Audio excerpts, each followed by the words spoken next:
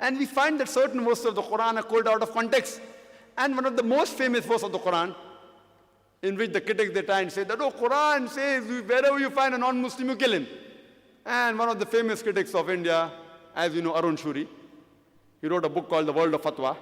And he writes in his book and he quotes the Quran in Surah Tawbah, chapter number 9, verse number 5. He says, the Quran says, wherever you find a Khaafir, into brackets Hindu, wherever you find a Khaafir, into bracket Hindu, you kill him. You wait for him in every stratagem of war. So imagine if a common Hindu, an innocent Hindu reads this, oh, Quran says that wherever you find a Hindu, kill him, then immediately there will be a reaction.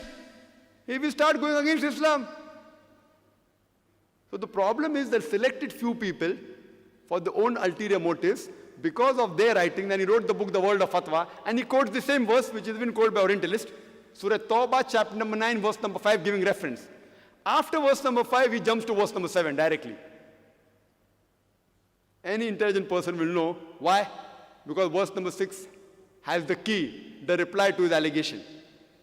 In context, if you read Surah Tawbah, chapter number 9, the first few verses speaks about a peace treaty between the Muslims and the mushriks of Makkah.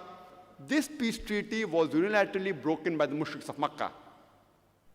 So by the time Almighty God reaches verse number 5, he says that in the battlefield, that wherever you find your enemy, Kafir means unbeliever, enemy, wherever you find the enemy,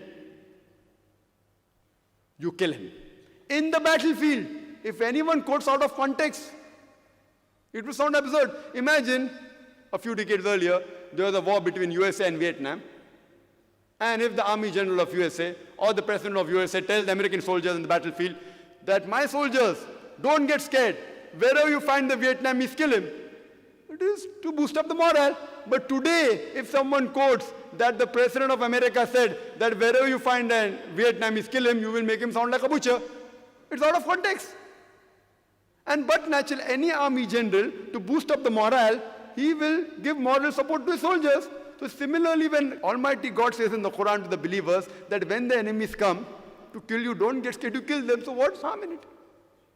And the next verse, verse number 6 says that if the unbelievers, if they seek asylum, it does not say let them go.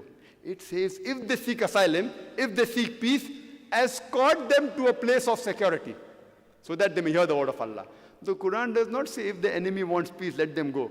The Quran says escort them to a place of security. Today, the most generous army general, the maximum will tell his soldier that if the enemy wants peace, let them go. Which army general will say that escort them to a place of security? But this is what Quran says. If you read in context, you come to know the real message of the Quran.